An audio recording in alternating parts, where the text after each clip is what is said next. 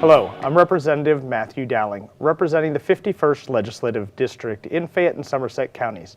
Today on this episode of Legislative Report, we are joined by Executive Director of Capital Preservation, Mr. David Craig. David, thanks for being with us here on today's show. We're going to get into talking about the Capitol and the Capitol complex, but before we start our interview today, I thought it would be a good idea to take a quick tour of the Capitol itself.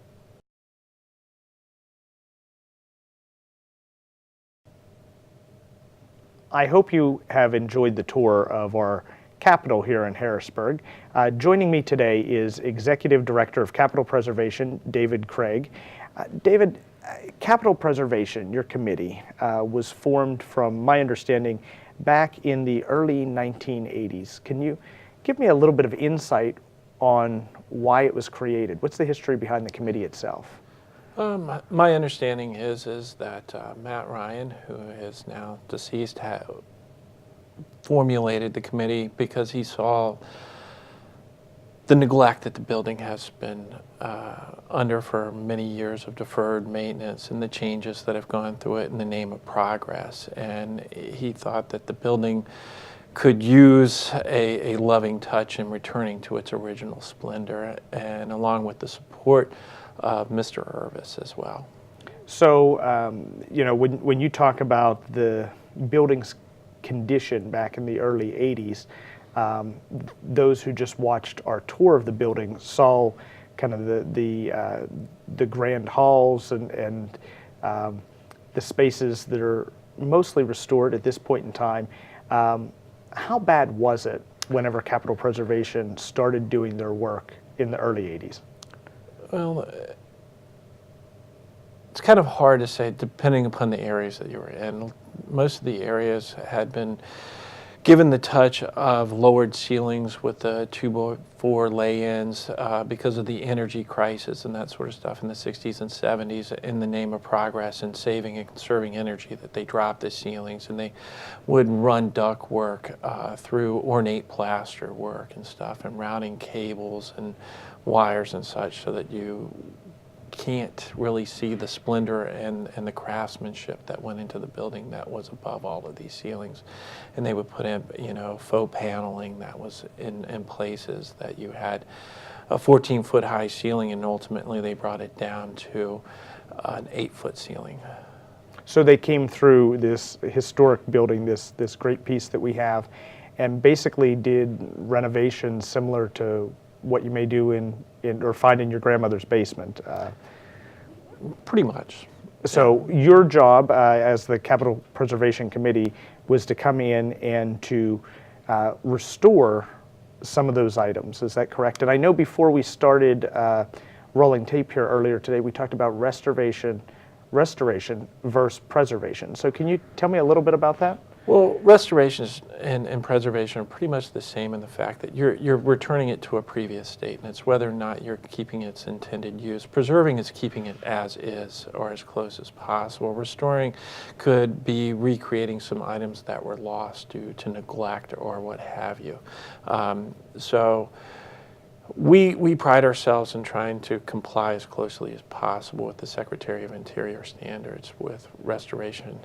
And when you see TV shows like This Old House, people, they say how they're restoring something. They're not really restoring in most aspects. Generally speaking, they're remodeling and giving it new life and continued use and updating it to modern terms and those sorts of things. Whereas we're also doing restoration work, we're also incorporating some of today's technologies so that we can have continued use, and that a building that's viable and usable is the best building that's out there for its continued use. I'm sure the way we do business, just technology in general, has changed vastly from the period of time when the Capitol was originally built and designed to now. So it makes great sense that we have a committee that is giving oversight to implementing some of those changes. Can you talk a little bit about what kind of purview your committee has and how you interact with let's say, a renovation or a change to the building itself? Typically speaking, the committee works with the Department of General Services because the department is still the owner of the building. They are the owner of all Commonwealth buildings, right? So we review and comment on their projects, and they can incorporate or choose not to incorporate our comments. Most of the times we find some good middle ground beforehand to allow things to work. Because if the building doesn't function for the tenant, you know, we're not doing our job either, and that's what we've got to do. You know, things have really evolved, as you said. When I was first on, everybody wanted wired connections. Now a lot of people are moving because security's gotten better to be able to do wireless connections, which allows for greater flexibility into room setups and those sorts of things. So. Now, within the Capitol complex here, you know, we kind of think of the Capitol as the main Capitol, but there are multiple buildings that are historic in nature and therefore are under your purview. What are the buildings that the Capitol Preservation Committee oversees and helps to ensure are restored or preserved? And when you talk about the historic Capitol complexes, generally speaking, it's bounded by 3rd Street, North Street, Walnut Street, and out the back, the State Street Bridge, or the Soldiers and Sailors Memorial Bridge that goes out the rear of the Capitol. That is the boundaries which encompasses, obviously, the Capitol building, the Ryan office building, the Irvis office building, the North office, and the Finance and Forum buildings. So what buildings have been fully restored at this point in time? To date, the building that has been mostly restored, and while I say mostly, is the main Capitol building. We still have the Governor's Suite has yet to have been restored at this point in time.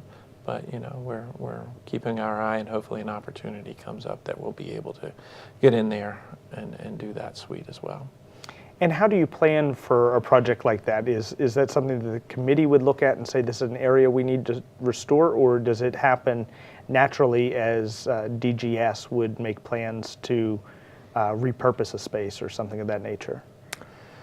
It needs to coincide with the tenant's desires and wishes as well, and how they're functioning, because obviously the Governor's Suite still needs to function, so that as the head of government that they need to have the ability to function.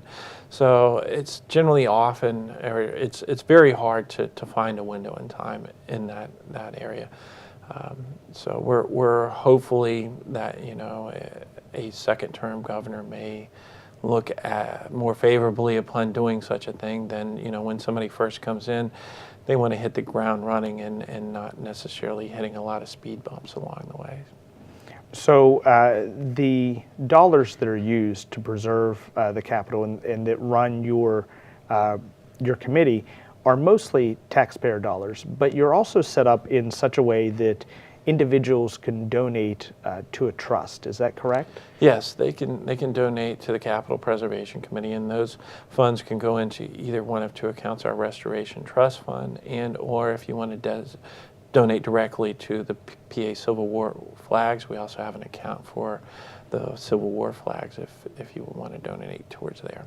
And that's a great transition. Something that we didn't talk about yet in the interview is your collection of the PA Civil War battle flags. I understand it's one of the largest collections that is out there and that is restored.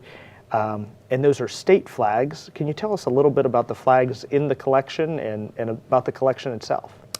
Yes, like you say, it's one of the largest restored PA Civil War battle flags. We have them that can be seen by appointment only, and I believe there is a number on the screen that you can contact us if you wish to make an appointment to view them. Currently, we are looking for a new home for our battle flags. We believe that we have found one with the Department of General Services moving them, but we're currently designing the space and laying it out. These flags themselves obviously are very old, very fragile, and have had to go through some type of restoration themselves. Is that correct? Yes, they were originally stored in the rotunda of the Capitol building in the Civil War battle flag cases.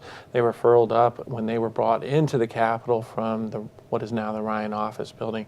They were marched around Harrisburg on Flag Day and brought into the Capitol. Unfortunately, on that day it was raining, so some of the artwork that you could see in the cantons and stuff didn't fare as well because of that. But it took quite a long time. The Civil War battle flags were one of our first restoration projects, where these were laid out and had to be humidified so that you could unfurl them, because they were pretty much like a potato chip. Because if you can imagine something painted on silk and then being rolled up in there for quite a number of years, its ability to reverse itself was a very fragile state. So. Now, one may ask why Civil War battle flags in Harrisburg rather than at the park in Gettysburg? As you said, these are state issue flags. The park in Gettysburg is a federal facility, and so they should remain here with the Commonwealth because they were paid for by the Commonwealth and issued by the Commonwealth, and there was Commonwealth regiments to which they were attached. Do you know roughly how many flags are in the collection, or what is the overall size? Just probably under 400 flags, I believe. And when you talk about these flags, they're essentially lying flat on, nearly an 8-foot square board. Now, these flags are all in different sizes and shapes and conditions, where some of them fared extremely well. There's other ones that saw quite a bit of battle, or when they were brought back, a lot of times some of the regiments people would take little snippets and souvenirs of the flags. There's ones that it's just the fringe that runs around the border, and others that are nearly fully intact. So, it's great information to have about the Pennsylvania battle flags. I know you mentioned that you can see those by appointment. We have a number that's on the screen where they can call your office for that purpose. The Capitol Preservation Committee itself, as we discussed, started in the 1980s when you realized that there was a problem, or Speaker Ryan and Representative Irvis realized that there was a problem, and we needed to restore. A lot of that work has been done over time. Ultimately, where do you see the work of the committee continuing to go on into the future? Well, the outlying buildings still need to be restored, save the Ryan office building, but once you get done with a project, you still have to do maintenance. We don't want to fall into the cycle of what I would call deferred maintenance, because while that's a plan, it's not maintenance.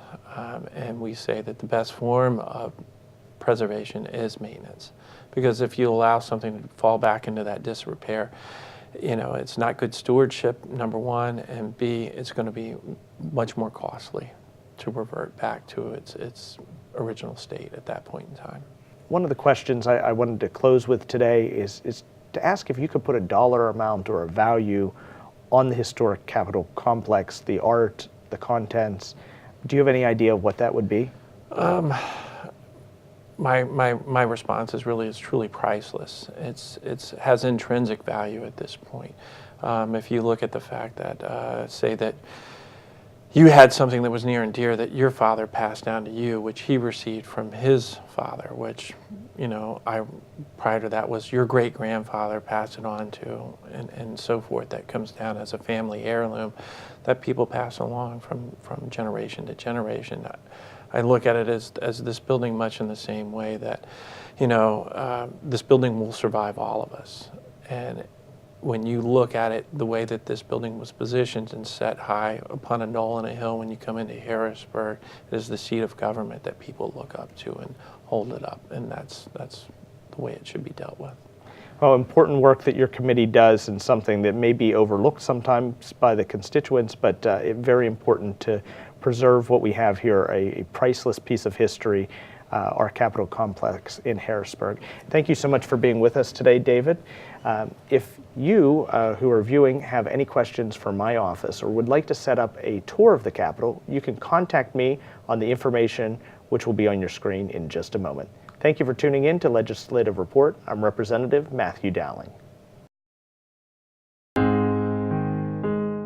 Welcome to your house. This beautiful Capitol belongs to all the citizens of Pennsylvania.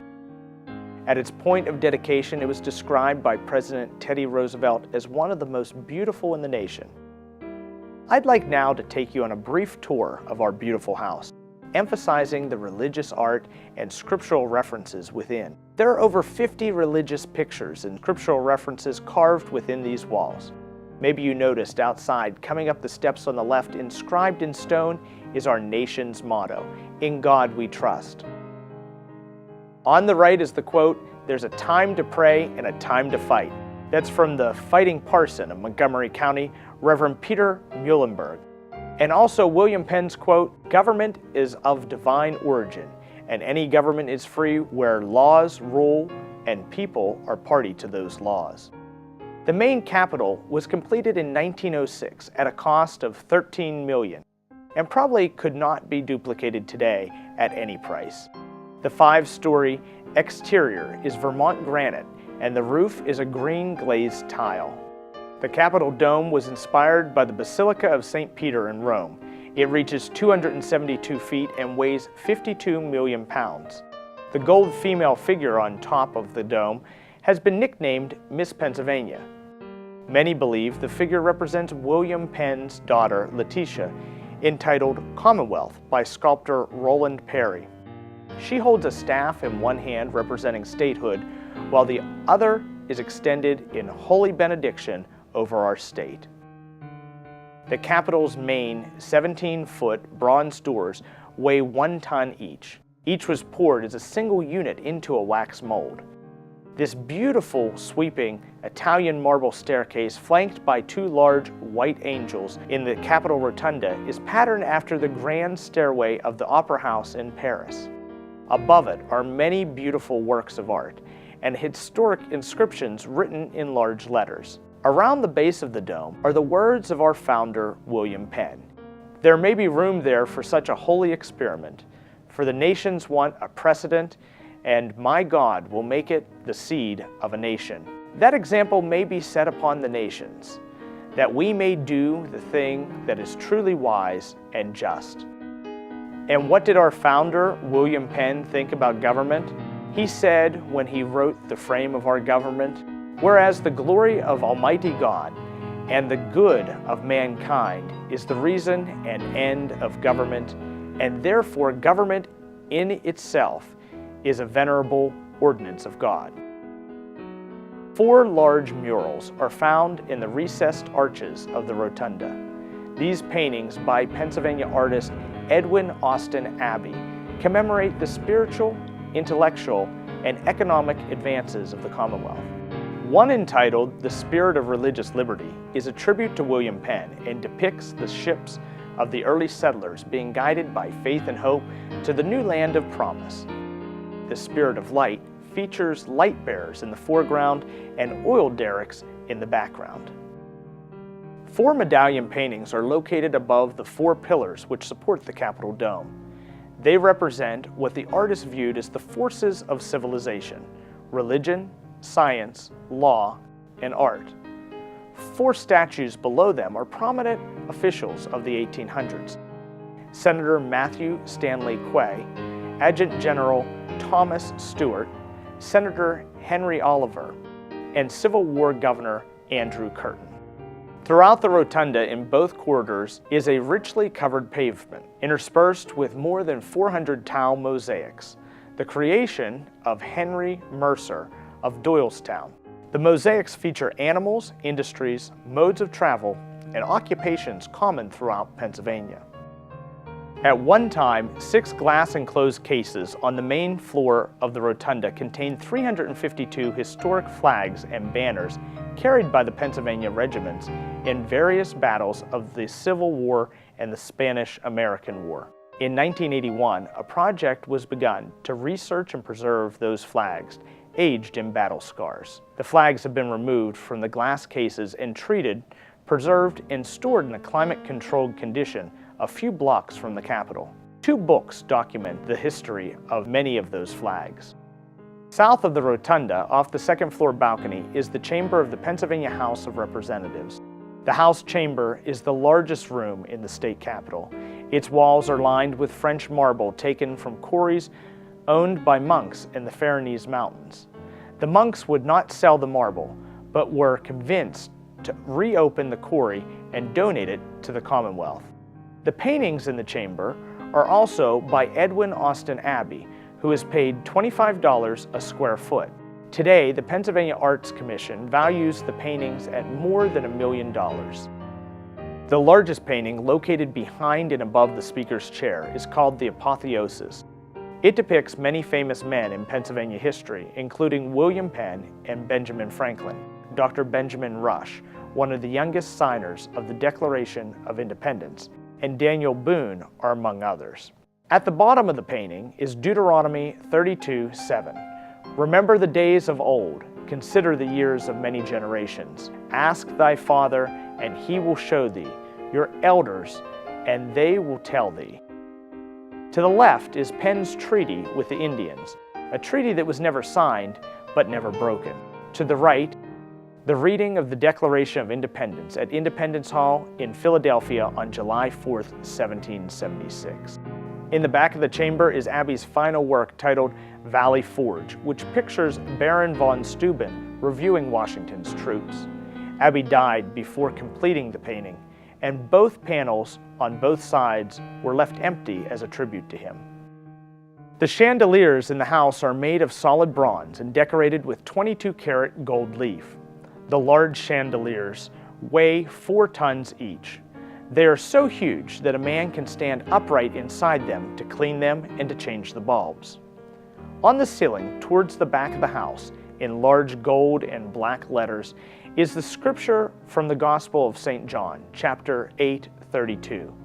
For you shall know the truth, and the truth shall make you free. Around the top of the chamber are stained glass windows.